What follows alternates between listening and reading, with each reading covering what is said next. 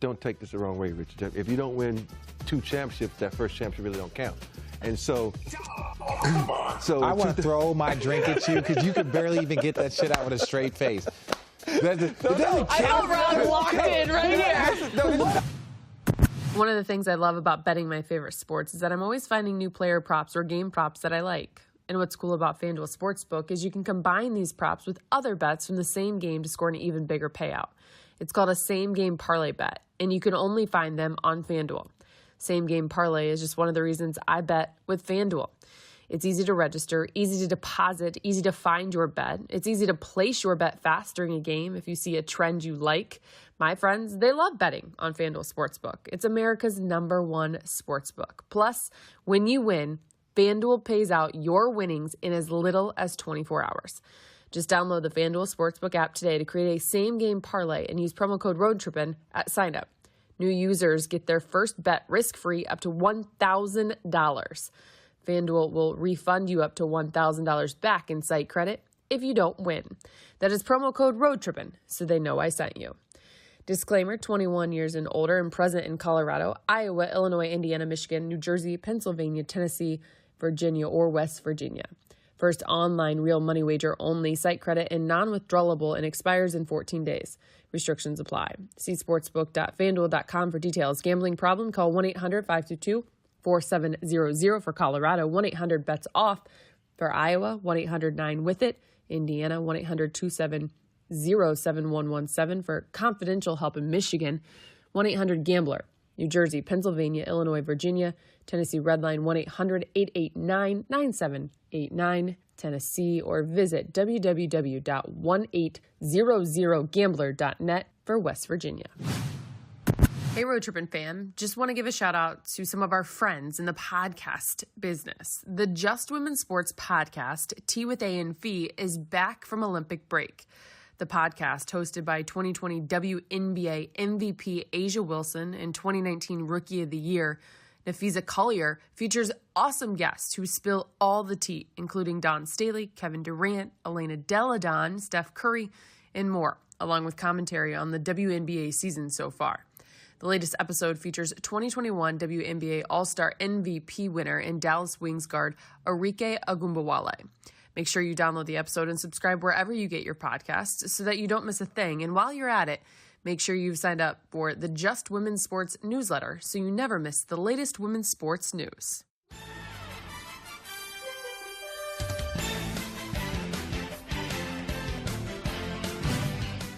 Welcome into this edition of Road Trippin'. We are back in the studio. I'm your host, Allie Clifton, alongside Richard Jefferson. Channing Frye remains away from us. He can't get far enough away from us. Yeah, right. Y'all miss me. I know it. You wish. You guys had some fun this morning. This is not your first podcast today. No, it's not our first. No. Probably won't be my last today. But I heard that you guys saved some time for that of our guest, who, if you watch Spectrum Sportsnet, if you watch the Lakers, if you watch the NBA over the last 35 years, you would know this man. He's a 7-time champ. She did. Some things never change, man. I can't come back to a new season where you're not bagging on me, but you're starting already. 35 years. It has not been that. When did you come into the NBA? 92. Oh, 35 years. I was 4. It's been 35 years? Yes. God. Yes. 25, though. No. Let's do the I played math. 16 seasons. I've been done for 10 plus years, so it's over. I ain't 35. Okay, listen, math is not our strong point on this show. Let's just If say you that. ever try and drink and do math. Actually, we could start there, just to kind of refresh. Do you both, Richard and Channing, do you guys have college degrees? You're damn right I do. Okay, Channing has one. I have an undergrad and a master's. Do you have a college degree? No, I graduated from Cass University. Oh, here we go. Well, guess what? Our guest is here to tell you, Richard, that it's never too late because he just graduated.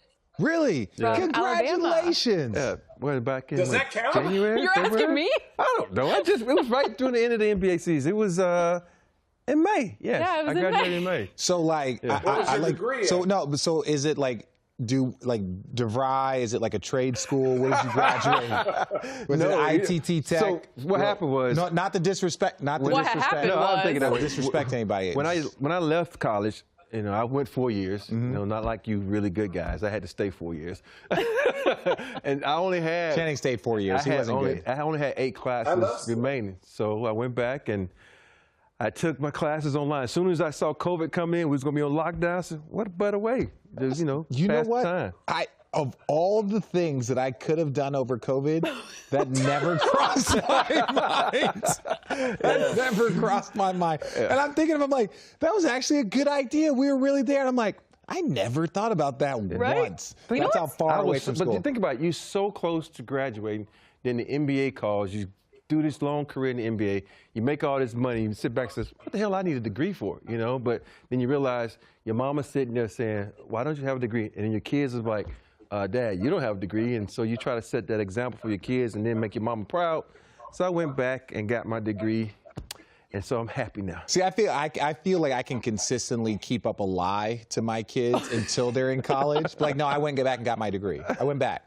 Yeah. I went back and got my degree. You do have a gym named after you, so obviously you did something right. Yeah, that was really nice of you, Channing. Yeah, no, he doesn't mean that in a complimentary way. You have a gym named after you? I donated some money years and years and years ago to help build a practice gym for like the student athletes. Because we didn't have very much. We did not have very much there. So they built a practice gym. So now like all the volleyball and all the basketball practices are like held in like this big auxiliary gym, the Richard Jefferson Gymnasium. Oh, that's if you're ever awesome, on man. campus, if you're ever on campus. Yeah, Rich, if I ever make it big, I promise you, if I got an extra $5 to $10 million, I'm changing the name on that gym. 2 things. I'm trying to figure out what you mean. First of all, if you want to pay me $5 or $10 million, you can have it. I'll tell you that. You give me $5 million or $10 million, I'll give you the name of the gym. It does. It does. I have the naming rights. I have the naming rights to the gym. That's what you pay for. When I left Alabama, I was like, thank you, holla. I'm not leaving you. I'm not giving you any money. These mugs still make me pay for tickets. If I want to go to a football game, they say, oh, can you pay for that? I'm like, dude, do you know how much money I generated for this school? I'm like, I don't even have my picture in the building. So. Oh, actually, okay, wow. So Allie went to, she was on campus.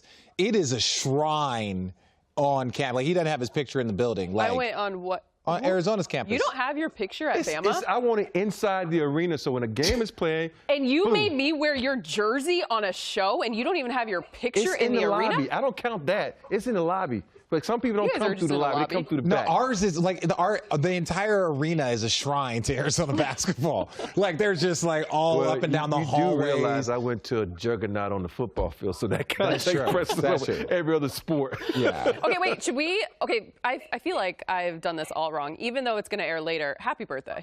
Happy birthday. I mean, that's the other thing too. Happy birthday. Yeah, you just. Oh, geez, Channing. You decided to come spend your birthday with Road Trippin'? Yeah.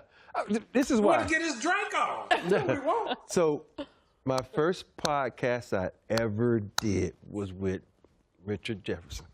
So episode 35, Road Trippin'? I don't know what episode it was. I'm just, see, this what people let me just say that. We don't get enough credit for the godfathers of this sports podcast. We don't get enough. Amazing. We don't get enough credit, but thank you, Robert. I think you were still in a little pup in Cleveland. She was in Cleveland. No, I was Alex a part Curry. of it, but Richard decided to just leave Channing and I to fend for ourselves that summer. We did it with Geeter. And he decided, we did it with Geeter. He created, that was Road Trippin' LA or Summer Edition. However, it was fun. With I want to say this though, that podcast added fuel to the fire of people not liking me in San Antonio.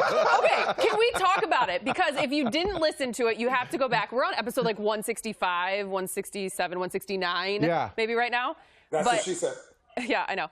But Rob's episode is episode 35. And the title literally is F Road Trippin' with Robert Horry. Because that's still one of our most listened to podcasts. It is. Because at that time I was really mad at Pop, the Spurs, and everybody. So I kind of just let it flow. Wait, why? At that time in 2017? Yeah. Because, when you leave the league and you feel like people have lied to you, you kind of pisses you off. If a guy comes and tells me, yo, Rob, I don't like you because of this reason, I wouldn't even get mad. I would respect you. But if you tell me something, like we like to say, blow smoke up your ass, and then I have an issue. And I think with me, it was when Pop, like I was at the end of my career, and Pop's like, oh, yeah, we're going to bring you back. And so just stay in shape. We're going to bring you back because we're going to make a trade. And then all of a sudden, I'm sitting there, and I'm sitting there, and I'm sitting. I never heard back from him. You know, at least call me back. And it's like, yo, man, that deal fell through. We're going to go another direction. Don't have me waiting by the phone, which, you know, I can respect as a business. And sometimes, you know, things, you know, as a pecking order, and I went on that order. But I was a little upset. So, yeah, but sometimes, and to your point, though, it's different when you have equity with a person. Mm-hmm. It's like, I played with you. We won a championship together. You were a large part of that. Yeah, I saved your ass in 2005, yeah. Yeah, so you've saved a lot of asses over the course of your career. Point being is like, that's where the frustration, correct me if I'm wrong, mm-hmm. is more of, if I was just a guy, if I was just that, but we have a prior history and relationship. So, like, if you tell me, to your point, hey, this isn't the direction we're going to go right now, but I appreciate you, versus just silence. That's a tough one. Yeah, that's a big tough one. And I think a lot of times that's where the disconnect becomes with organization and players. And I think sometimes they don't think players can handle the truth. And I think a lot of players can, because if you tell a player the truth and tell them in a matter of time, especially in the offseason, oh, we're not going to bring you back. Okay, now I can move on to find out what I can do or make a decision for my case if I want to continue playing or if I want to find another team. Because when you in your 16th season, you're not really trying to find another team and learn new plays. You say, okay, I'm comfortable here. My family is here. I don't want to move on. So you're sitting there waiting and passing up other opportunities. And I think that's the problem that happens where organizations forget that you do have other opportunities. Don't let this pass these guys by, because, hey, well, you know, I might have wanted to go play another 2 years. Not even though I didn't, but I just think that the way it was handled was kind of wrong, so I was a little perturbed. Okay, so you came on road tripping and you let it all out. What? You left, that was in what? With the Spurs? What year? I don't even remember. Yeah, so like, it was exactly. so long ago. So like 10 to 15 years later, you decide to divulge all of this on road tripping. But you gotta understand, like, sometimes you're like, you know what, I want to say something. But you gotta realize he and I both played for the Spurs, so we kind of understood what was going on in that system. So it was kind of, he just said the right thing, and it just. So who did you Diarrhea. The wine also helps. When we were in the Red Cup Lounge, that also helped. Mm-hmm. Downstairs basement. So, you know, it's typically the second or third glass of wine. You're like, you know what I've been meaning to say for the last decade, right? So it's no, I get it. But, you know, the cool thing about, you know, the situation in San Antonio is that, to me, there's always like such a huge positive, and there's also, I don't want to say negative, but it's like a huge learning experience. Yeah. So like, you had a great, a ton of positive stuff, and you learned a lot in that situation, whether it's about business, how things are done, the hierarchy, you know, just all the stuff. San Antonio is a very unique place. Does it give you a different level of respect, like all three of you as players in the league, to see what Tim Duncan did? Just, he was with that. What? I thought it was funny. Well, I mean, the same franchise, right? For that many. Why? No. So again, Robert's silly. No. So Robert's funny, right? So we had a conversation earlier today, and I was like, Robert, you have said that Hakeem Olajuwon was better than Tim Duncan. And he started getting death threats from San Antonio fans. I can't even go back to SA no more. They pissed at me. Yeah. Why? Again, so for the people on Spectrum and on, you know, the Road Trippin' family that haven't heard it in a long time, what were your thought process behind saying, like, if you had to draft one guy, you would draft Hakeem Olajuwon over Tim Duncan 10 times? Yes. So I said this and so the whole city of San Antonio was mad at me because they felt like I said Tim Duncan is the worst player in the world, but I did not say that. I said, to me, and this is my personal opinion, just like I try to explain to everybody, if someone comes up and says, I'm going to say my mother is 10 times better than your mom. And so, you know, and so it's just my feeling. I know it ain't the same. It's a relationship. It's a mother and father. But I said, because I look at it like this. Dream was my mentor.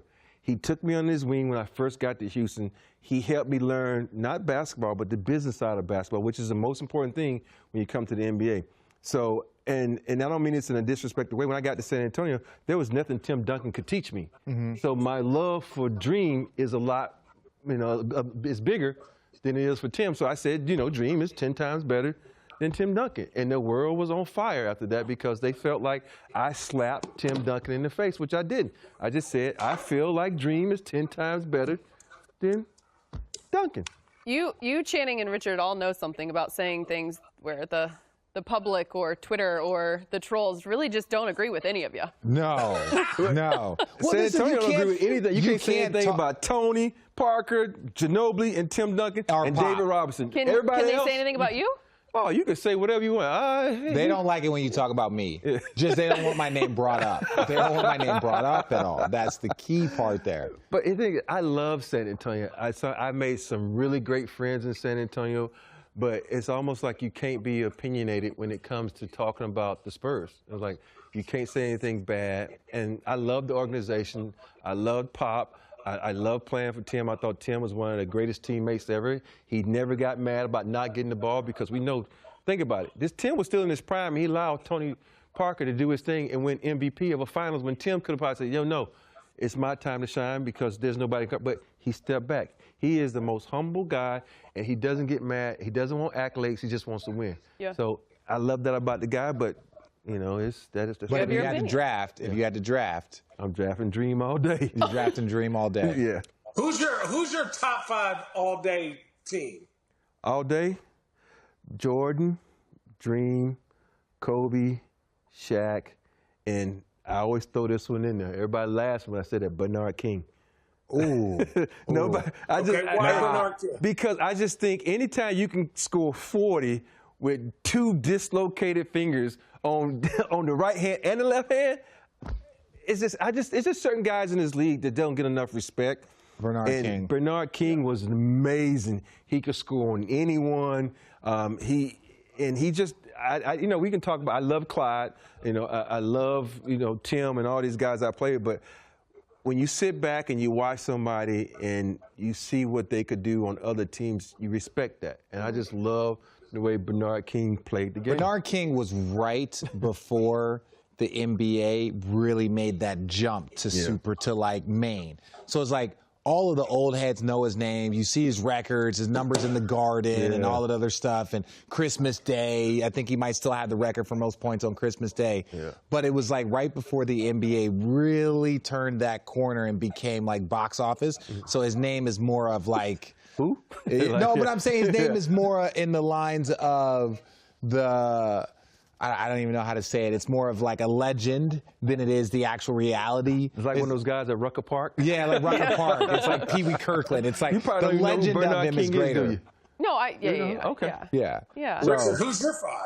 I was just going to ask for the both of you to give your 5. Yeah. My 5 of what? All-time teammates? Yeah. No, players, right? Did you say teammates, Yeah, Channing? players. Yeah, Players or players. teammates? Yeah, your 5 teams. Oh, that's tough, man, because again, we don't. It's so weird. You're gonna miss somebody. This is you hush your mouth. I think personally, actually in 2 weeks it'll change, right? What? In 2 weeks it changed. Yeah. No, I think I think Kareem Abdul-Jabbar is the greatest basketball player to ever live, right? Like if you're talking about high school, college, professional career, show me a flaw from start to finish. Like the dude won 3 national championships, then goes to the NBA. Should have won 4 if the freshman could play. If the freshman could have played. So you go and look at it, and it's like he is. Like you could talk about the GOAT NBA players, might different because then it levels out the playing field a little bit. But Kareem Abdul-Jabbar is the greatest person to ever touch a basketball, right? Like so Kareem is one. I would put, to me, I think Magic, again, personally, is the greatest Laker of all time. I'm just no disrespect to Kobe. I just think that Magic Johnson, whether it's winning a championship as a rookie, like multiple, same amount of championships, all-time leading assist man when he retired, all this stuff, I think Magic, especially because what he did helped bring the NBA to where it is, helped save the NBA, like everything. So his cultural impact, very similar to how Steph Curry changed the game. Magic Johnson saved the game. That's a different thing. So I would say, Kareem, Magic. I would put Bron in my 5. I would put Tim Duncan because I played against him and played with him. And then after that, I'm just going to go, again, personal preference about people that I played with. Jason Kidd. I think. Wow. Yeah. I would just say, Jason Kidd, if I had Jason Kidd and the business of basketball, the tweaks of basketball, he was the first person to teach me to talk to the referees, get to know them, like say hello. And that goes a long way in like helping your career and helping your, just being respectful to the game. So, I don't think Jason Kidd's a top 5 guy of all time, but like I have to throw in some guys. What? Who's running point on your team? Jason Kidd. Jason Kidd. Well, Magic. Magic can play. Magic can play any position. Yeah. Magic and Bron are like similar. You play any position. What about Bron? Yeah, they play any position. But J Kidd, with all due respect to both, as fast as Bron is, J Kidd was faster. J Kidd in his prime was fast. Yeah. He was a speedster. Who's your 5? Yo, Bron, Jordan, Kobe, Dirk, and Shaq. Wow. That's quick. And the reason why I have Dirk He was ready for and that. not Hakeem or Tim Duncan is just, I feel like you could put Dirk anywhere on the court, and he's a problem, right? Not that like Tim Duncan obviously was better defensively, but for me, it was just like to see a big man that's 7 foot, that versatility there was nothing. I'm 7 foot, and I didn't realize that until like later on in my career. How do you not realize how tall you are? Dirk was way like you could not block his shot, and it was like no matter you knew he would tell me what he was gonna do. He's like fade away. I'm like fade away nothing. Let me play this cash. Give me the burger, right? He'd be like, give me this. I got a burger on me, and start shooting these. And I'm just like, there's nothing I can do to guard this dude. Like, I have to just hack him. And it was just like, he just was just, you know a shot is coming. And then I would say, coming off the bench, I would say. Well, who said bench? It said 5. How are you doing a bench? Because everybody. Because it's my game, motherfucker.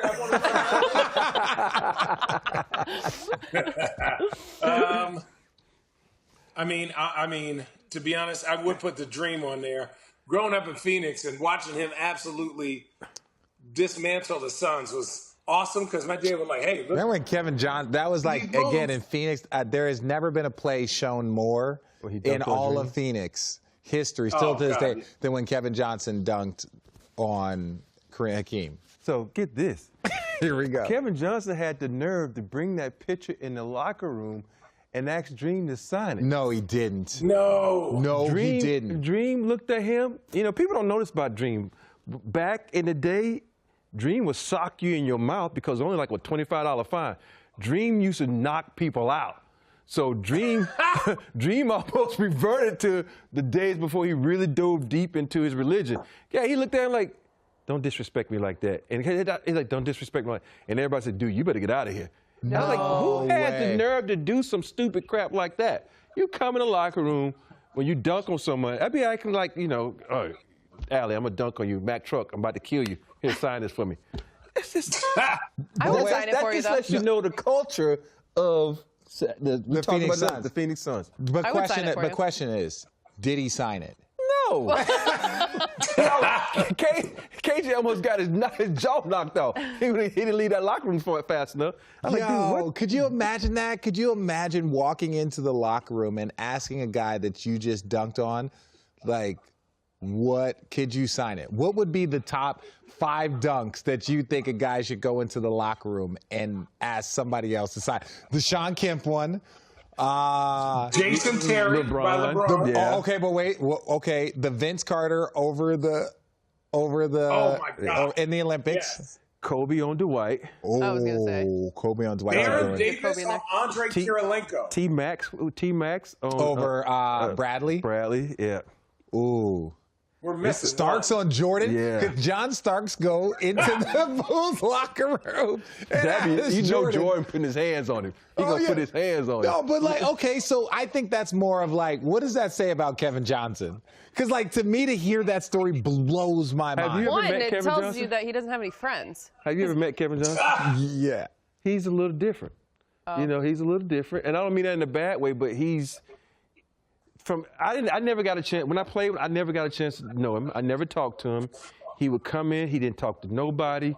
He just practiced when he felt like practice. When J Kidd wasn't there, his feelings weren't hurt. So He did his thing and walked. We never had a conversation. Why was his feelings hurt? Because they traded for you laughing? They traded for Jay Kidd. And they got rid of Steve Nash and Michael Finley, my two good friends. I know it sounds weird. Yeah. That were on that team.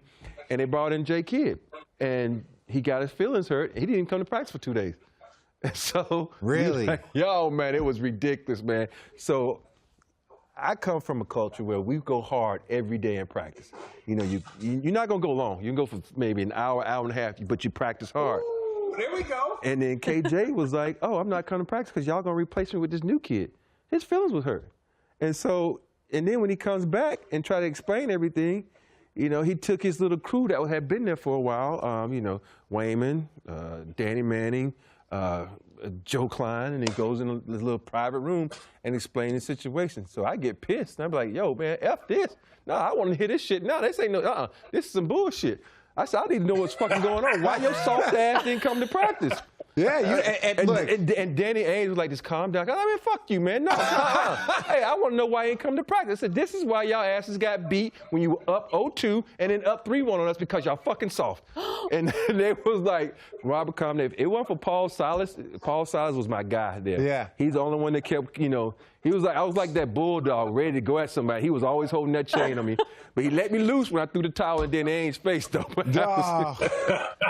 But yeah, man, it was bad. And that's, you know, what's so funny is, like, you know, Kevin Johnson just again, Phoenix kid, you know, his brother went to school out there. And so there's a lot, you know, a lot of people out there knew him, but you just, like, Kevin was obviously still, he was like mayor of Sacramento randomly, but like not a lot of people like know Kevin very, very well. But he had a first step, like, going right. That was something that, like, I don't think, like, that's one thing that's not talked about a lot in basketball right now, like quick first steps. Grant Hill, quick first step. Like, he didn't have all this dance. He would just, and it was like, oh, wait, he's by me. But and he had those big, broad, square shoulders. Once he got by, it was a wrap.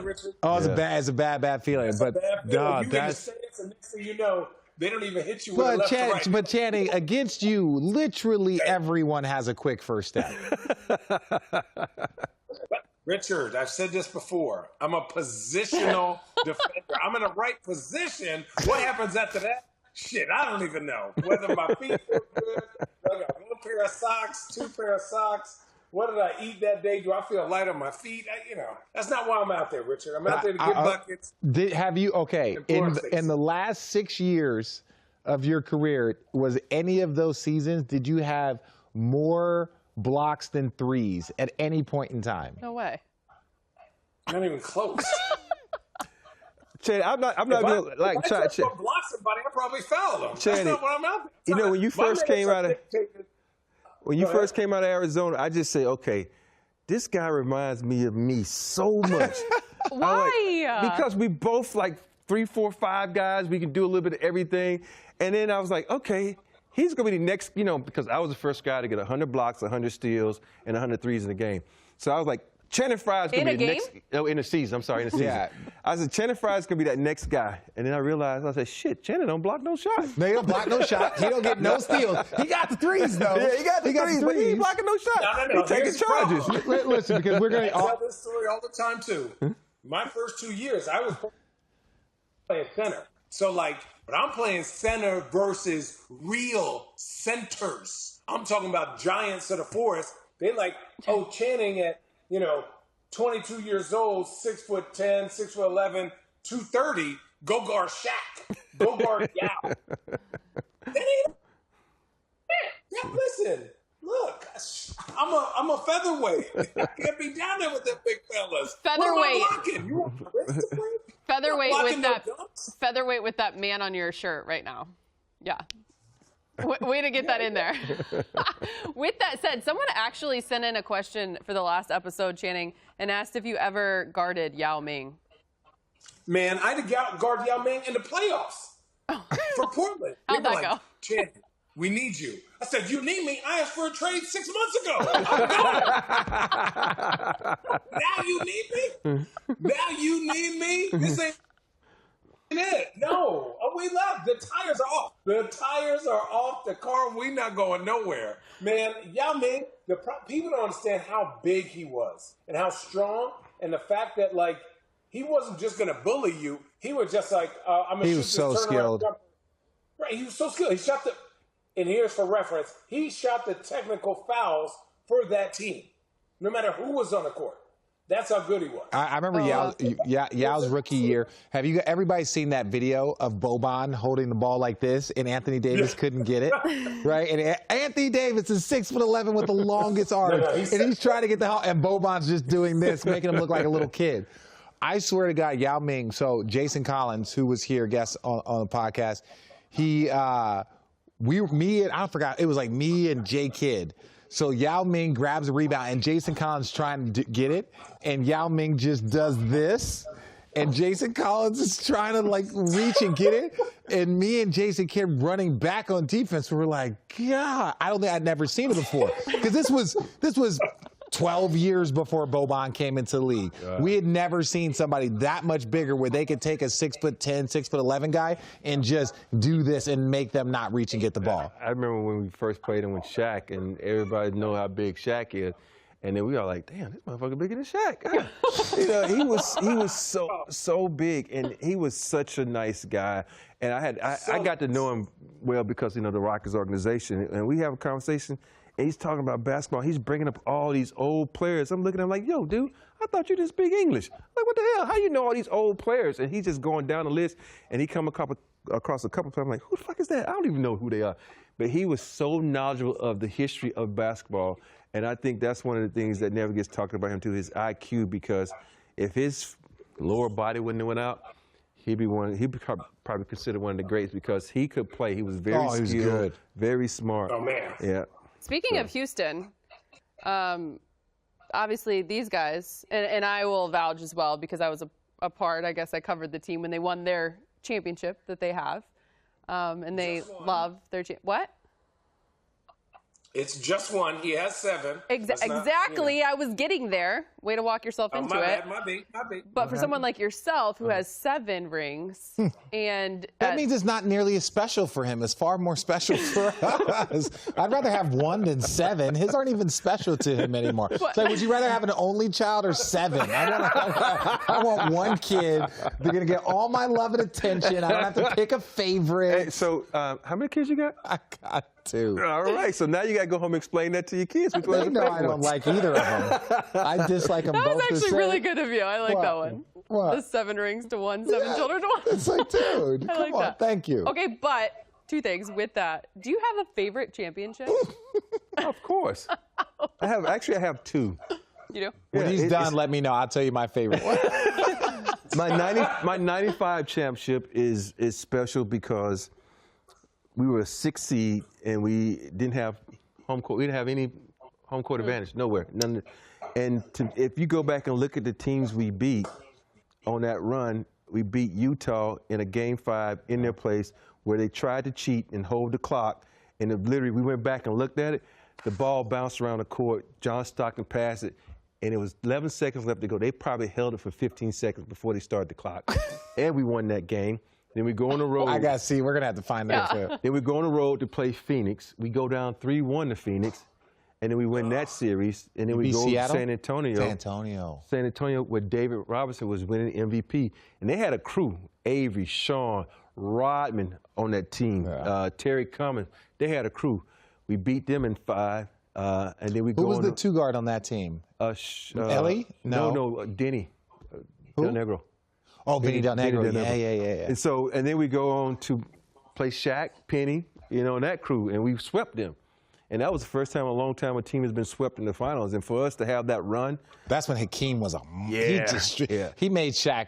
Remember what I said, how Boban made Andy Davis look like a little kid? That's what Hakeem did to Shaq. But that's all because them giving the MVP trophy to David Robinson. It sparked dream. We always talk about, Jordan always talk about how he needed these things to spark him. Every athlete does that. Yeah. And that spark, to give that trophy in front of Dream, sparked him. He pulled out all those moves that you see when he's doing this and the footwork. We were sitting like, where the hell did that come from? We had never seen he was in his bag. And he went deep into the bag. He's like this. I'm going to go way back here and pull some out. And then, if you look at that, think about that. Every team was a 55-plus win team that we beat. That's incredible. And then the next one is, of course, 16-1, 2001 Lakers. You know, they were trash. Yeah. We swept everybody. Was that you? No, I wasn't here. They got us the next year. They beat us next year. Oh, that team. Yeah, I promise you. I said to somebody that the second best team I ever played against or faced was the 17 Warriors. Right, Steph, Clay, KD, Draymond. That team. There was no formula for that. I don't care what. Like you almost needed like a USA basketball team to be assembled to beat them. That's not an exaggeration. You were there. But the best team was the 01 Lakers. Like the stuff. Because I'm sorry, this is what's different and why Shaq. I know Steph gets all the credit for changing the game, but why Shaq was different. Shaq forced you to carry 2 extra big men on your roster. So, like, that eliminated the opportunity to play small, which I guarantee, well, 3's worth more than 2's. Yes, but you were going to have to keep a big man and multiple big men on the floor because Shaquille O'Neal, as much as I love Draymond was not doing anything against prime Shaq O'Neal. At all. Okay, so he's not Ben Wallace. We've got someone from the 01 Lakers. You know where I'm going with this. And we've got 2 of you who win against the 17 Warriors. 01 Lakers, 17 Warriors. The 01 Lakers would destroy, and it's purely because of Shaq. Hey, because nobody can guard Shaq. If you Richard is so correct when he said you have teams. If the team said, okay, we have a chance to win a championship, and they look around the league, we're probably going to be playing the Lakers. Oh, it's so many guys that got jobs, centers, guys that shouldn't even been in the fucking league because they needed a body to put on Shaq. You go back and look at Sacramento. They had Chris Webber, they had Vlade, and they had Thunderberg they would use, and they had Scott Pollard. And so they had 4 guys, but Chris wasn't going to guard him. So you had all these guys you could double team Shaq with or put on Shaq to wear him down, but he was just a beast. So I'm looking at Draymond. He's a good defender, but he's no Ben Wallace. Ben Wallace was one of those guys that was extraordinary. He was able to guard Shaq. I don't know how or why. Yeah, but you say that, but even when you guys lost, or even you weren't on the team in 04, you already San Antonio. I don't lose in the finals, dude. Come on now. What? I don't lose in the finals. Hush. Are you undefeated in the finals? I'm undefeated. I hate you. There's so much about Wrong you. with the flex. I hate you so much. But when I was thinking about it, I was like, yo, when they lost, like people don't forget when the Detroit Pistons beat them, Shaq still averaged 35 and 17. It was Kobe that struggled in that series against Tayshaun. Really, really struggled because Kobe was trying so hard to win Finals MVP that he just kept shooting and kept pretty much Karl shot. Struggled against Rasheed too. Karl Malone struggled. Oh yeah. Well, Karl wasn't 100% healthy. His knee was not But shit, it's hard to guard Rasheed. I tell people all the time, Rasheed's one of the toughest guys I ever had to guard because he can do it all. Inside, outside. The way he shot the ball was almost like Bill Cartwright. It was high. So you talk about blocking a shot, you couldn't block his shot. Well, and he would tell you to come double team. He was the only guy that would post you up. He'd be looking at you like this. Come on. You better come. You better tell him come double team. And as soon as you would come, he would turn over that right shoulder. It was the worst. 7-foot shot. And it was like, why'd you even go? But his thing's funny about him also, his hands are probably about this big. He has the smallest freaking hands ever. I'm like, no wonder you shoot the ball so good. You don't have those big hands like Shaq. Well, Channing, why do you say it's the worst? Because as a rookie, they were like, it was my choice, big-ass Ben Wallace or Rasheed Wallace. And the minute I guarded him, they said, I got a mouse. Bring that double. And the whole game, Chauncey's like, we're feeding you. We're feeding you. And then you got Rip Hamilton. And when he does that curl, right, so they used to call it 2 down, right, where he used to be in the middle, and one side was Ben Wallace and the other side was Rasheed Wallace. Setting illegal-ass screens. He would come off these screens, so you have to sort of show, or he would curl for a layup. But then if you show too much, he would elbow you and create space for Rasheed Wallace to post up. So, it was literally like football running backs getting hit in the ribs, scratching your arms, bleeding. Richard talks about it. Rip Hamilton, I was joking with him. We did something for NBA Twitter, And I was like, yo, did you purposely cut your fingers like that? He was like, yep. He used to clip them like this, and then when you would try to grab him, he would rip your bleed. So you had to go out the game. It was nasty. That team was so Kerry good. Kittle's it was arms. Unbelievable.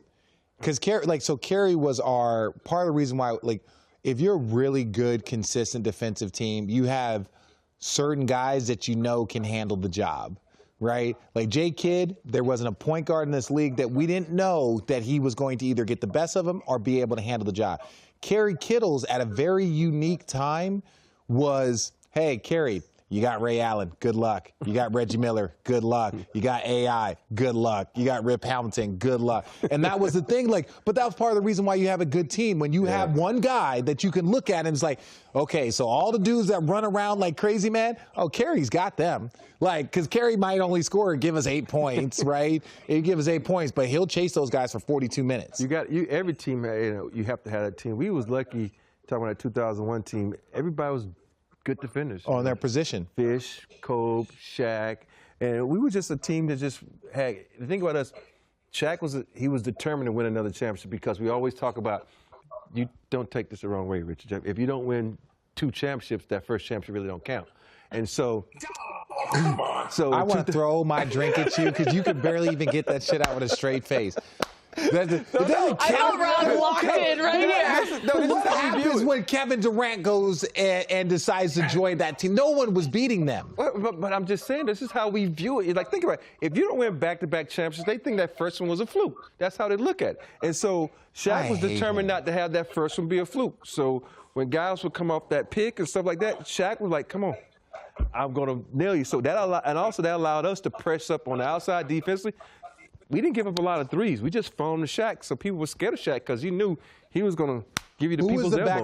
Who was the backup centers on those teams? I feel like we had a good backup center. Eldon Campbell was already gone. Eldon was gone, so we really didn't have a backup center. We had John Sally the first year, and then we had Horace Grant. And AC was go small, move me to power forward, and Horace would go to 5, but we didn't have a backup center.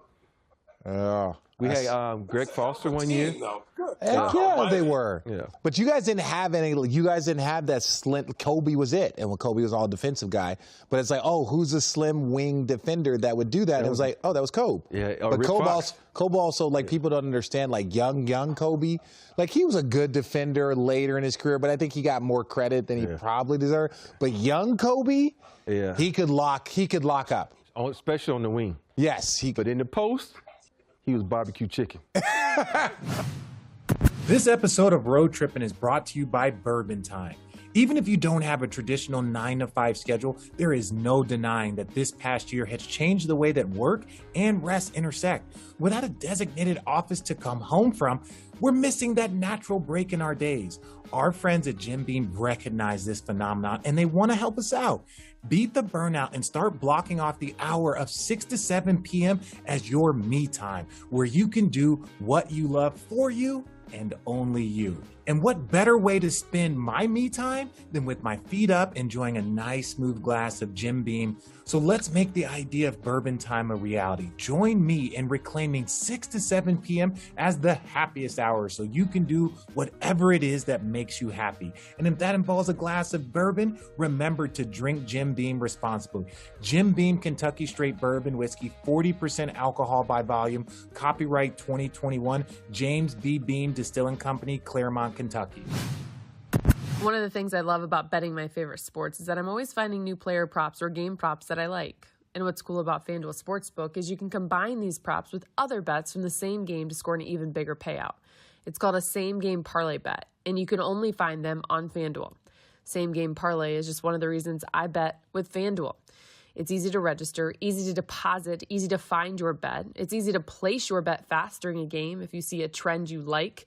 My friends, they love betting on FanDuel Sportsbook. It's America's #1 sportsbook. Plus, when you win, FanDuel pays out your winnings in as little as 24 hours. Just download the FanDuel Sportsbook app today to create a same-game parlay and use promo code ROADTRIPPIN at sign-up. New users get their first bet risk-free up to $1,000. FanDuel will refund you up to $1,000 back in site credit if you don't win. That is promo code ROADTRIPPIN, so they know I sent you. Disclaimer, 21 years and older and present in Colorado, Iowa, Illinois, Indiana, Michigan, New Jersey, Pennsylvania, Tennessee, Virginia, or West Virginia. First online real money wager only, site credit and non-withdrawable, and expires in 14 days. Restrictions apply. See sportsbook.fanduel.com for details. Gambling problem? Call 1-800-522-4700 for Colorado, 1-800-BETS-OFF for Iowa, 1-800-9-WITH-IT, Indiana, 1-800-270-7117 for confidential help in Michigan, 1-800-GAMBLER, New Jersey, Pennsylvania, Illinois, Virginia, Tennessee Redline, 1-800-889-9789, Tennessee, or visit www.1800gambler.net for West Virginia. You know, and think about it. Wait, I love Cole Kobe was barbecue chicken on the post? You know, only with Bonzi, but Bonzi was barbecue chicken. Everybody. Yeah. I'm in that Portland series, man. I was like, Kobe was so determined to stop him by himself, and it was Bonzi and Steve Smith. It was just they going got to the post post work, and they some of the best post twos and threes ever to play this game. And Phil was like, no, we're not going to double team. We're not going to double team. We're not. Ask Smitty. If you get Smitty on, ask him about that series where the only reason we probably won this, they took Smitty out the post. They took him out the post, and they started going big. And that allowed us to rotate the proper way. You know, that's what you're accustomed to. Yep. You're not used to Shaq rotating on the double team and then kicking out. So we went back to our normal rotation, and our lead, we caught up in the lead. You know, so I know people out there were like, don't you disrespect Kobe. I'm not disrespecting Kobe like that. I'm just saying that. Hey, guys, listen, people. Mm-hmm. I don't care what your Twitter, internet, your favorite fan. Like no one's this is an individual that played in all the games, that experienced everything, all of us. Like, it's okay to say that somebody was struggled in this area or some of that, but that was part of the reason why I remember Kobe, I think it was like a couple years later, started gaining weight. He started lifting more. He started lifting more. Yeah, they called stronger. it the Kobe beef. Yeah. So instead of saying that someone's talking trash, be like, no, yo, this is like revisionist history where you're like, oh, that's why Kobe ended up lifting and doing that, because he really struggled in that series. Yep. Also why Jordan went back and lifted a bunch, because he struggled against the Pistons, so he got stronger. This is all part of the story. And that's the best thing about great players. They look in the offseason, they look back at their season, what was our weekend? This is what I'm going to do and to make myself better. And I remember also when we were playing San Antonio my last year as a Laker, and I usually can, I'm not going to say I can guard Tim, but I usually can keep Tim like in the 25-point range. You keep him at his average. I keep him at his average. But if you can keep somebody at their average, that's a skill. He was averaging 35 on me, and I'm begging Phil for a double team. I'm like, dude, he pulling out shit I've never seen before. Give me a double team. Nope, you can handle him. I'm like, shit, the ball got 35, 38, 40. And I'm like, dude, and you think about it, just last season, I held him to his average, and that's what you want, because in the playoffs, to win, the great guys go above the average. Everybody goes above the average, and so I like, man, he just smoked us, and and that's another reason they probably didn't bring me back. It's crazy the level of success as a defender. You're like, shot, you want to have them like point per shot. So if they have 22 points, you want them to have to take 21 shots. That means they didn't get a lot of threes, didn't get a ton of free throws. And then also keeping a guy on his average is like an accomplishment. That you got a guy that averages 25, right? And he scores 25 in the postseason. You did your job. Like, holding a guy below his average is next to impossible, because they can always just continue shooting. Like, somebody can be 6 for 19 and have 28 points because they got 18 free throws. Like, you're like, oh, well, no, he had 28 on you. And you're just like, well, yeah, they can do. So keeping a guy at or below his average is all you need. So what's the most points a guy has ever scored on you? On me? Or why are you making that face? Jordan barbecued him when he was 52. No, wait. On me, or in a game that I was playing in? In a game that he was your position in a game. Let's say you was guarding. Let's say MJ. Was it 42? LeBron? No, Bron scored 55. Oh, okay. Oh my God. So your career high is 42. Okay. No. Yeah, my career high is 42, but I'm saying the most points that was scored against the guy that I started against. But did it piss you off though? It's like It What two does things. 55 on someone even look like? like a double nickel. Like a double nickel. I think it was 55. Like, was it inside? No, Was it no. It was Braun. So this was Scott Skiles' game plan. We were in Milwaukee. This is when Mo Williams was an all-star. They said like every time they go off, because I think they won like 60 games that year. He was like, when they really do well is when Mo Williams plays well. So their whole thing was like not to help on Braun and allow Mo to get off. So it was like ISO. And Braun had maybe like 18 points in the first half, whatever, because it was just literally like 1-on-0. It was like Richard, you and Braun playing 1-on-1. It's like, what kind of shit is this? So then what happened? Braun comes out and Braun just hits like 4 threes in a row and start third quarter. Like I'm talking about, and then he starts doing heat checks. Were you not guarding him? No, but I'm saying though he was shooting like 4 threes in a row after one. It's like no. 3 of them were heat checks. 3 of them were heat checks. Where like this was not. So you're calling it better offense? This was still like younger This was like younger Cleveland Braun, where he wasn't. This was before he got to like. I'm huge Braun in Miami, right? And where it was like he was just dunk and all that stuff. No, it was like tons of threes, and you're like, dude, I'm not gonna run him off the line. If he's gonna knock down threes, he's gonna knock down threes for 55. I mean, isn't that like defense though? You run them off the line and then you have your. But it's like it's so you got someone behind you to help you out. If you don't, you just let him shoot the 3. Yeah. Okay, so then ask the question back. Because Channing, do you have someone that scored a lot on you?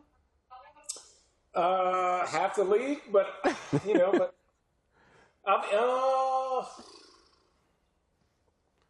not really. I mean, so you're saying you're a really good defender? But I always have this one game that I always remember. We were playing Minnesota, and it was Chuck Person, and I was on. It was one of those games because before that we played them, Chuck had 30 points. And everybody know, I don't know if you probably don't know Chuck Person, the Rifleman. That was his nickname, the Rifleman. And so I was determined. I said, he ain't getting 30 on me tonight. So I'm like on him, right, using all my energy defense, not worrying about the offensive end. So I hold him like 5 points. And I'm good. I come out for the second quarter. They put Matt Bullard in.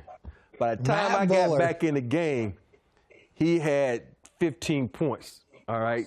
So he had got hot. And so now he's running me off. People don't know this. He ran off more screens than Reggie Miller. Reggie Miller learned that from Chuck when he was in Indiana, coming off all those screens. So he came off so many screens. At the end of the game, I'm like this, exhausted. And he has 45. And I was heated, boy, because I said, if it wasn't for Matt Bullard letting him get those 2 to 3 shots and getting hot, I would have held him in check. But my point is, once a player with this caliber, that's so good. Once they get hot, that's what I said. It has nothing to do with defense. There is no. There's no. Unless you heard. Unless you're going to. I know where you go with this. The only way you're going to do that. The only way you're going to do that is unless you're going to actively double team a guy to get the ball out of hands. But that is such a last resort. And even coaches, because the game was close. Like the game didn't get out of reach until I want to feel like later because he caught such fire like every possession. The dude hit threes on like 5 straight times down. It's like. This is when before Braun was even known as a shooter, he could make shots, but he wasn't that wasn't his thing. So it was like, and I look over at Scott and he was like, it's fine as long as we don't let Mo Williams get off. I'm like, what? This man's gonna score 100. That's you probably when you was in New Jersey, you was probably that one guy that says, okay, you're athletic enough, you're quick enough, we're gonna use you as a double teamer so you can get back to your guy. Yeah. And I hated that. In Houston, I had the double team, and you had to navigate through the crowd and get back to your guy. And at the end of the game, you look at the stat sheet, your guy got above his average, and everybody else is below the average, and they looking at you like, oh, you didn't guard your guy tonight. The worst part for me is like with like Jason Kidd, all-world defender, like all NBA defender, all defense. Kenyon Martin, same. Kerry Kittle, same. Jason Collins, like he wasn't like that guy, but he was a very good defender, positional. What? Took every charge, was off that. So it was like whenever like I made mistakes, I had the 4 horsemen looking at me like, oh, this guy's an idiot. He can't play defense like the rest of us. So it's like, screw all of you guys. Shit sucks. Yeah, but that's the worst feeling when you helping everybody else guard their guys, and then you look in the stat sheet, everybody's below there but your guy like, Yep, I'm gonna look like the bum tonight because I helped everybody. Hey, that's out what on that MJ. guy. So when MJ when he came back with the Wizards and he scored 41 on us after he scored 50. And I remember looking over, because we had so many defenders on our team, I remember looking over at Jay Kidd, because normally if anybody got going at the time, it would be like Paul Pierce or Ray Allen. We would just constantly throw different looks at him. That's why we were a good defensive team. It's like Kenyon's going to guard you one time, so you got to deal with the height. Richard's going to guard with, so you don't know what the hell he's going to do. Kerry Kittles will chase you. Jason Kidd is like our #1 defender, but we couldn't have him guarding those guys for 48 minutes because he also generated all of our offense. He would get too tired. So he would just basically, they would just have me, chasing these idiots and, trying to figure it out. But I promise you, when you start to see, great teams, and you can almost point, he's got to do all the, Tony Allen was one of those guys. Yeah. He's got to do all, Marcus Smart. You see the guys that do all the work for the team, even the Lakers with Caruso and KCP, and you're like, oh, these guys got to do all the bad stuff that nobody wants to do. You always got to have one or two. Every championship. Drew Holiday this year. Drew Holiday had to chase around Devin Booker. What? Who said that? Channing did, and then he did. Oh, I didn't even hear that. 7 seconds ago. Really? I didn't hear that in my thing. I think Bridges was like that for the Suns, but he's missing a little. I think he's missing a little bit of strength because he doesn't have the strength like everybody else. Let's talk the current NBA. Yeah. He's 23. Yeah, but he's 23, but he's that wiry type of defender that can guard everybody. But I think he needs to get a little bit stronger. We talk about what happened with Kobe. He needs to get a little bit stronger, then he can step into that next level of being an elite defender. Obviously, Rob, you work with us here at Spectrum. We work with you. We're a team. Congrats on your 5th Emmy. Team. Yeah. I had fun at the awards, by the way. Win more. I had win fun more, at the show, Robert. at the award show. I just want Win more, Robert. I had fun there. Mm-hmm. How many Emmys do you have? I have 2. This dude's got Emmys and rings. Okay, wait a second. You had fun at the show? Yeah, I had fun at the Emmy Awards, yeah. Yeah. Where were you? That's my point. I didn't send out the invites. Okay, so obviously you're up to speed with the current NBA. Yes. You guys work together.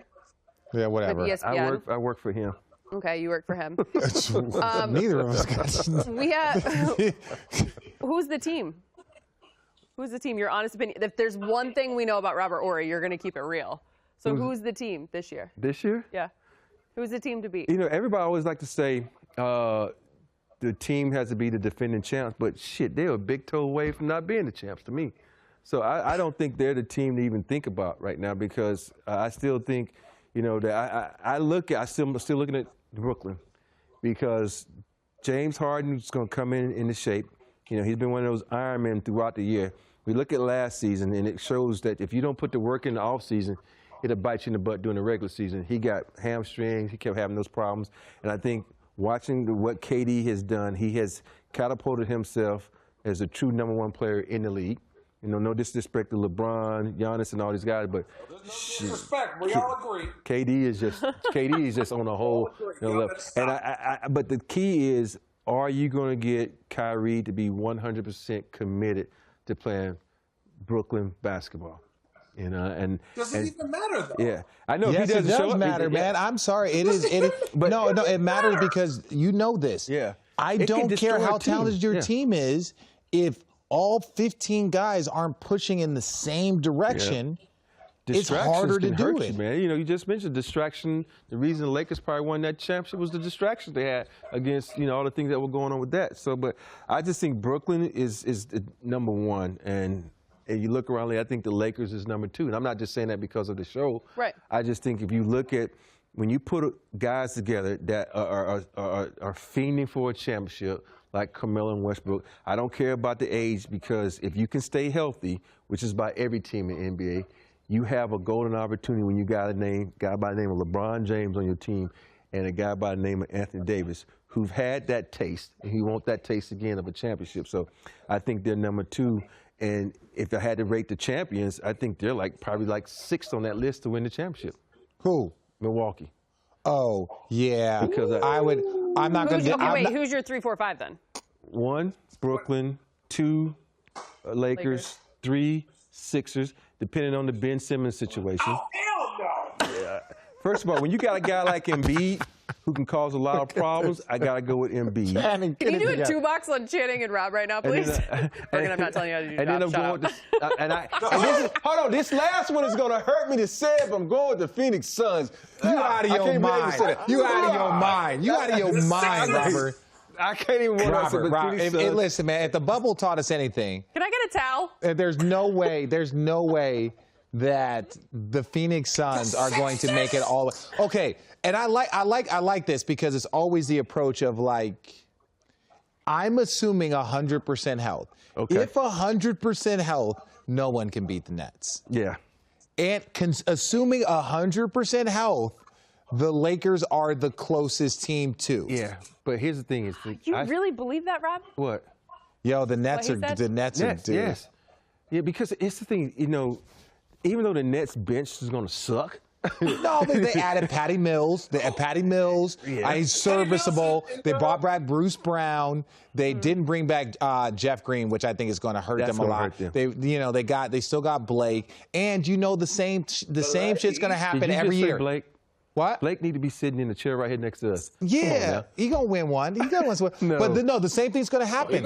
Once the buyout market happens again, you're gonna have 4 guys that everyone's like so and so. It could be Kevin Love. It could be whoever. Someone's gonna get bought out, and now I can see Kevin Love coming to the Lakers. Yeah.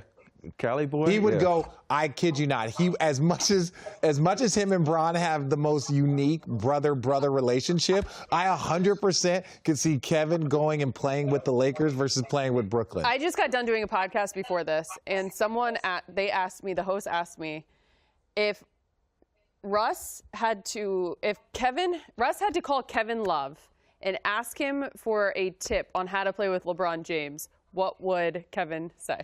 Oh, they're very different. That's the thing. The tip, the Kevin and Russell have very different mindsets. But I would say this to Russell, as a guy that has played with other superstars, a guy that has watched like other superstars have to navigate other superstars. This is, make no mistake, this is about LeBron. And the minute you can't have 3 kings, you can't have 2 kings. You have a king and you have everybody else that he allows to govern in his space. He will establish like the relationship. And that doesn't mean that Russell Westbrook is not a monster, but respectfully, you're not LeBron, neither is AD. And the minute everyone realizes that and it's like, hey, what do you think we need to do? There's only one president. There's only one dictator, and Bron is that dictator. And the sooner that you're not tugging and fighting like this is what I want to do, this is what I believe, we've seen that with other players and other situations. The minute that we saw it with D Wade and him, where he's like, D Wade finally was like, Bron, this is your team, go. Right? Like, don't pussyfoot around me anymore. We saw it with Kyrie and Bron. I know, right? We saw with Bron and Kyrie a little bit. I was going to say a little bit or a lot. Well, I'm not here to like bring up old things. You saw it with Steph and KD. Yeah, but you saw it with Steph and KD. What about Kobe and Shaq? Yeah, but those boys were two alphas in the prime. Different. That was. They didn't really have to defer because we could control what Kobe did. Yeah, because you guys would do those like eyesight to not pass it to him. Tell everybody that was true. Actually, really quick, did you guys talk about this on your podcast? No. Because I wanted to take a moment because obviously Richard and Channing, Road Trippin, and the Big Shot Bob podcast have teamed up here. So we're doing like a home and home, and I know that there's some stories on your podcast that Richard wanted to be replayed on this podcast. So I want a couple of stories, but this one, sorry, go on. Due to the fact that we just had, Kobe Bryant Day, and I hate when guys that go around and tell all these Kobe stories that wasn't there, like this story. Oh. Like I have so many guys that weren't on the team to tell this story. What story? We had this thing when Kobe would go on that. Everybody knows Kobe would go on that thing where he just shoot every ball, and so we'll do this, and Kobe never knew what this meant. And that means don't pass in the ball. We had this thing called 4-pass, and you could be that far from Kobe. We were like, can't pass him. We'll go the other way. And you know Kobe, how you do that thing right all the time? He would get so mad, but it was to calm him down and to get back into the flow of the offense because he could come out, he would just go one-on-one with guys. You know, he had that mentality, if you can't play defense, you can't guard me. You know, so I'm going to go and at you. every time I touch it, I am a threat, and my goal is to try and score it every time I touch it. And you have so many guys that tell this story about da-da-da-da-da. And I just recently heard a story about how when we played the Wizards and MJ said something about these under shoes, and then they said Kobe didn't speak to the team for 2 weeks. That's such bullshit. You know, it's such bullshit because Kobe, I remember this game and he came in. Tell the story. I don't know the story. I don't know the full story, but I remember when MJ went off in Washington on Kobe and they said that you're not ready to fill these shoes yet or something of that nature. Oh, okay. And they said it pissed Kobe off so much that he didn't talk to the team for 2 weeks. I'm like, that's not true. The only time Kobe didn't talk to the team was when we kicked their ass in practice, the second team. And he was pissed because he wanted his revenge. And that's the only time he didn't talk to the team because he wanted to go back and practice and get revenge against the second team. And sometimes we tell Phil, like, oh, we ain't practicing today, Phil, just to piss him off. So that's the only thing, man. I feel like so much of today's... It's like I know I love Kobe to death and I laugh at all these stories because everybody has a Kobe Bryant story. Yeah. Some of them have been falsified, some of them were true, but... So that was so it's a symbol one more time of when you guys knew. Because I heard about this back in 2004. What does that even mean, though? You know, you play video games? Yeah, video games. So you can control the man on the video game. So this was a symbol. We got to control him. Because he was like a video game. And you guys literally were on... No, but these were rumors that were coming out in like 02, 03, 04 that like they had signals, hand signals and eye signals. But I never thought that would be true. I'm like, that sounds childish. Well, right? And how does Kobe not figure this out? Yeah, because you don't. We wouldn't do it. Like if he's looking that way, be like, you know. So he didn't see it. He didn't see it. So think about it. If you watching the game, you don't know. It could be a play call. It could be a defense. Yeah, we like this. Yeah. And so, you could. And that just means for the next like possession, or for the next like. No, it just means like slow it down. It just means like, yo, he's getting excited. And he would get mad, boy. He would like, because in the triangle, you can get in positions where you can be like we think this thing called four pass. Yeah. And Kobe would literally pass it a certain way to make sure he got the pass on the fourth pass, so he can, go one-on-one. Yeah. But we would come down and be like, can't get it to you, and go the opposite way. He would get so mad, and we thought it was the funniest thing. But when you're that good as a team, you can do stuff like that. Like I said earlier, where we just say, hey, Kobe, get your money, right? Right. And we was just that good where we can do things like that. But then now the flip side of it. We did tell the story. No. When Kobe was on like his 40-point streak, right, and he was crushing, he was like, yo, he wanted to get it. Yeah. You guys were like, what you gonna do for us? Right? Like Kobe lit, because people don't understand, and we talked about in his podcast how one time, like, game was over, time was about to expire. Jason Kidd was one assist away from a triple-double. He looks at me, he's like, yo, I need one more assist. I'm like, I'll shoot it. So, and like the game is over. Houston is just standing there waiting for the clock to run out. We're up by 10. There's no one fouling. So you know that you do not shoot in that moment. Yeah. You do not score in that moment. That's it. So J. Kidd was like, I need one more assist for a triple-double. I'm like, obviously, I'm your man. I'm your man, right? And I was like, buckle up. So he tossed it to me, and I shoot a three. I said I would shoot it. I didn't go lay it up. I still somewhat had to knock down a shot. So I knocked down, and I feel like it was Ray for Austin. I was like, hey, what the? And then, like, me and J. Kidd just sprint off the floor, and J. Kidd was like, don't worry, I'll tell the media, like, I told Richard to shoot it, blah, blah, blah. But, like, these are the things that you do for a teammate, and what did you guys do for Kobe? Yeah, we had Kobe was on this streak, and it was a 40-point streak. It was 8 games, I think it was, right? And he was like at 5 games, and he was like, hey, I can break the record for most 40 points game scored. And so we looked at him and were like, what you gonna do for us? And at the time, Shaq was hurt, so we was like, it was pretty much the Kobe show. And so we were like, what you gonna do for us? And I said, you got that big contract with Adidas. I said, my kids would look fresh and something. So if you could go I wish we had camera phones back then. Yeah. Because everybody on every guy went to the board and says like, B. Shaw, I want ba-da-da-da-da. Robert Horry, I want ba-da-ba-da-da. Big Fox, I want da-da-da-da. And we all put it on the board, right? And said, this is what we want. Oh my God, and, as a joke, but we didn't care because we were that good. And he was on fire. And you feed a guy, so every game we're just going to him. And we were breaking the offense. Phil got to the point where he just sat down because he knew what we were doing. Yeah. But when you're that good as a team, you can do things like that because you say, hey, and you got players that are that good like Kobe, you can carry us by yourself. Go ahead, do your thing. And he was just going off one by one game. He was. And I feel like this generation is so used to seeing clips or like the videos and what's gone viral of Kobe like late in his career, right? And at 24. Yeah. Yeah. Number 8 sucks. What did you say? Number 8 sucks, man. Because it was so good. Yeah, number 8 wasn't cool because, like, he was so athletic. So this is the thing. All the oohs and ahs, the crossovers, the threes, and all 24 was like later MJ, where it wasn't like 360 windmill dunks. So it was just very efficient, very like, I'm going to be more surgical. That was 24, like older MJ. Then, yes. When he was 8, like he would and I know he scored 81, but look, when he was taking off from the free throw line, when he was going around his back, when he was 360 windmill dunking on people, that was 8, and that was very disrespectful to Kobe. That one was a lot less fun to guard, and that's just the truth. You know, we have that question on our show. I always say I prefer number 8 than 24. Yeah. Because 8 was going to put people in the seat. Yeah. You know, 24 is going to win you championships because he was more refined and he loved playing with his teammates and he did all that kind of stuff. Not saying he didn't love playing with us, but he was more into his teammates than he was when we was together, you know. So, but I look at some of the things he used to do and I'd be like, damn, this dude was good. Like, damn, was this dude it athletic. what we saw of like what he did in practice and like the competitive, was it like that with you guys? Oh, yeah. Just like, for instance, when we beat them in practice, the second team would beat the first team, he'd be pissed. You know, that's when the so-called Reuben Patterson became the Kobe stopper, because we had those moments in practice where Reuben would be on him, and Kobe was like just trying. Kobe would literally take practice to practice. You know, he would try stuff that he later on perfected. Like, you know, you had seen the game where he shoots everything left-handed.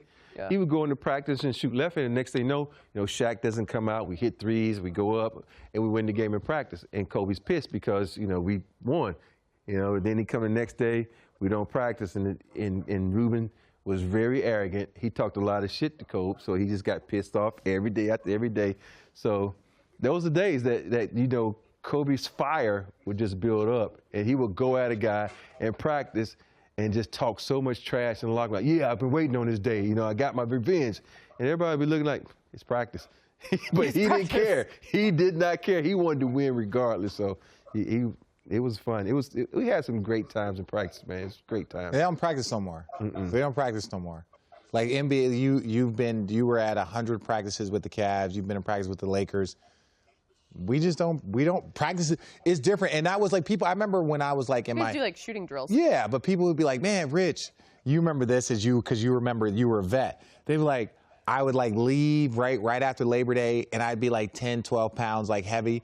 They'd be, man, how do you start the season and you're like super skinny? I'm like, yeah, because back then we would do 2-a-days. There'd be 2.5 hours apiece. Both practices would be contact. You would do it on Monday. You would do it on Tuesday. You would have 1 a day on Wednesday. You would do 2 on Thursday. And what would they say on the first practice on Friday? What would they say? It depends on how it goes. It depends on how it goes. Me and Robert never had the same coach. Me and Robert Horry never were on the same team, and they told every player the same shit. Depending on how it goes, we only got one plan today. Well, Rob, from episode 35 to episode 165, depending on how this goes, what our fans think of you, we might have you back. God, it was terrible. Maybe the next time we have you back, you'll be in the Hall of Fame. Wait a second. That's the one question. Last question. That's what I wanted to end on. You got 3 minutes. Rob's 3 minutes of fame. Rob's 3 minutes of fame. Give it to me. How surprised were you when Rudy Tomjanovich did what he did in that moment? Like, was that, whether you get into it or not, and I know that is important, and I believe that you are a Hall of Famer because I think we need to highlight the people that have helped the superstars become, quote unquote, the superstars, right? Like, you hit crucial shots in every single one of them. What was that like? How surprised were you when Rudy Tomjanovich did what he did? You know, I'm going to start from the beginning because I only wanted to see Vanessa and Rudy. I didn't want to see anybody else. I didn't want to see Tim. Nobody, because we know how boring Tim can be. I thought he was great. See, Tim was actually surprisingly good. Tim is not boring because, like, if you know him and you know how to poke and prod him, like, you'll get some. Yeah, he was surprisingly good. So, but I was watching, and me and my wife were sitting there, and she looked at me like, he forgot about you. I'm like, damn, this motherfucker forgot about me, because he goes through his whole speech. He mentions everybody but me. I'm like, well, damn, Rudy, what about me? And at the end, when he says, you know, I want to, you know, talk about Robert Horry getting in the Hall of Fame, I literally shed a tear, man, because I always talk about my favorite coach is Rudy T. And I talk about how his coaching style changed me as a player, and how him believing in me when nobody else did. And one of the reasons I got traded when I was with, you know, to Detroit is because I didn't believe in myself, and he believed in me. And so I know it sounds weird to say he traded, but I came back. He came to me and said, hey, I believe in you. So he was just a great coach. Any coach that can come to you and say, hey, what do you want to do? What can I do to make you better? It's not like I'm going to run a system. You tell me what I can do to make you successful on this team. And I just felt like that's the first time a coach has ever come to me and said, yo, what can I do to make you better? And I just felt like he was a great coach. But when he said that, I'm crying. I'm not crying, but I'm sitting here, and Candace is looking at me like, why are you crying? I says, do you know how important it is for a guy who gets on in the that Hall, stage, to acknowledge someone else? Because now it puts the Hall of Fame on notice, and like, oh, well, maybe we need to look at this guy, because I never thought I would get in the Hall of Fame if I do get in the Hall, you know, because I know first thing out of everybody's mouth is he didn't score enough points. And I want to say, motherfucker, the game ain't about points. I said, this is where you got it confused. It's like, I played great defense. I did a lot of things for the team. I made the team successful. You know, my favorite line is, I don't make the product, but I damn sure make it better. And so that's what I did for every NBA team I played for. So do I deserve to be in the Hall of Fame? It's up to the people who vote.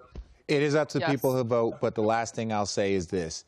As a person who, I played in 4 NBA finals, 17 years, the only reason why I played as well in 2016 is because in 2002, when we lost to the Spurs, I saw that the people that changed the series over was Steve Kerr, Speedy Claxton. Those were the difference makers, right? It's the stars, but the guys that, like, Steve Kerr hits 2 threes, you can't leave him now. Tim Duncan goes for damn near a quadruple double. So very early on, I saw that 7 through 10, right, 6 through 10 do decide NBA championships. So going into 16, I was super, super locked in.